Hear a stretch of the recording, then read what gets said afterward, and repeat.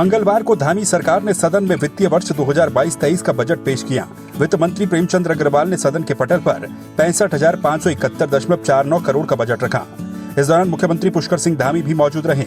वित्त मंत्री ने कहा कि बजट में प्रदेश के विकास के लिए हर सेक्टर और वर्ग पर फोकस किया गया है। प्रदेश में गौ सदनों की स्थापना के लिए बजट में विशेष तौर पर ध्यान रखा गया है। समाज के हर वर्ग से राय लेकर ही बजट बनाया गया है ताकि प्रदेश का विकास दोगुनी गति से हो सके। कुल मिला के ये पूरे प्रदेश के हित का बजट, जिसे मैं कह सकता हूँ इसमें कोई हमने नया कर नहीं लगाया है।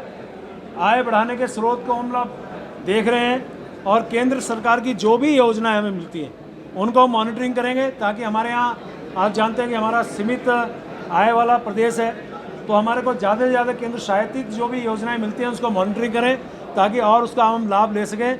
इस प्रकार से आज का बजट गाँव को, उद्योग को, ग्रामीण को, महिलाओं को, युवाओं को, व्यापारियों को हमने 5 लाख से 10 लाख रुपए उनके लिए बीमा राशि हमने रखने का प्रावधान किया है। यानी तमाम काम हमने इस बजट क्षेत्र में हर वर्ग के लिए किए हैं।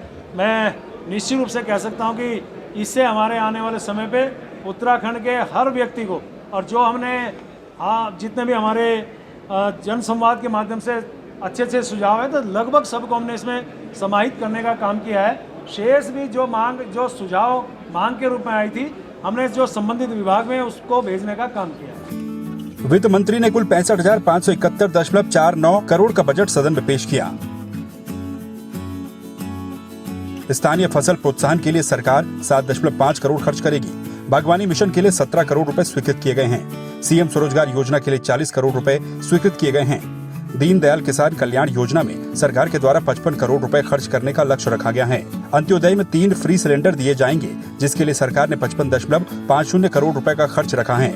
अटल आयुष्मान में 310 करोड़ रुपए की स्वीकृति दी गई है। वहीं पलायन रोकथाम योजना में 2022-23 वित्तीय वर्ष में धामी सरकार ने 25 करोड़ रुपए खर्च करने का लक्ष्य रखा है। इसके साथ ही यूनिफॉर्म सिविल कोड के लिए 5 करोड़ खर्च किए जाएंगे। इसके साथ ही प्रदेश में 10 करोड़ की लागत से ओपन जिम खोलने का लक्ष्य सरकार ने रखा है। वित्त मंत्री ने बताया कि धामी सरकार ने शिक्षा सेक्टर पर फोकस किया है, जिसके तहत चंपावत में विश्वविद्यालयों के लिए 5-5 करोड़ रुपए स्वीकृत किए गए हैं। वहीं छात्रों के लिए निःशुल्क किताबें उपलब्ध करवाने के लिए 36.86 करोड़ रुपए का प्रावधान रखा गया है। मुख्यमंत्री पलायन रोजगार योजना, आप जानते हैं कि पलायन हमारे यहाँ बहुत बड़ी समस्या है। उसके लिए हमने बहुत अच्छी तरह से कोशिश की कि गांव में ही हम लोग पलायन को रोकें। जैसे गांव में हम अच्छी सड़कें दें, प्राइमरी हेल्थ सेंटर उसमें कुछ सुधार लाएं। वहाँ पे जो उत्पाद होते हैं, उत्पाद से उसे मंडी तक ले जाना, मंडी तक ले जाने में जो आपका गांव से मंडी तक जाने का किराया है, उसमें हम सरकार की तरफ से उनको आधा उस किराए में हम प्रोत्साहन राशि देंगे कि यूनिफॉर्म सिविल कोड, उसके लिए समिति बनी है। समिति अपनी रिपोर्ट जैसी देगी, इस काम को हम यहाँ प्रारंभ करेंगे। उसके लिए हमने 5 करोड़ का प्रावधान किया है। सबसे बड़ी बात है कि हमारे यहाँ जो पटवारी हैं, अनेकों पटवारी हैं जो पुलिस का काम करते हैं, उनको प्रत्येक को मोटरसाइकिल देने का काम पहली बार हम अपने इस उत्तराखंड राज्य में कर रहे हैं, जिसके लिए लगभग 9 करोड़ 75 लाख रुपए का प्रावधान किया है। इसके साथ साथ औद्योगिक क्षेत्र में भी हमने अपना मेगा इंडस्ट्रियल नीति के अंतर्गत 50 करोड़ का प्रावधान किया है।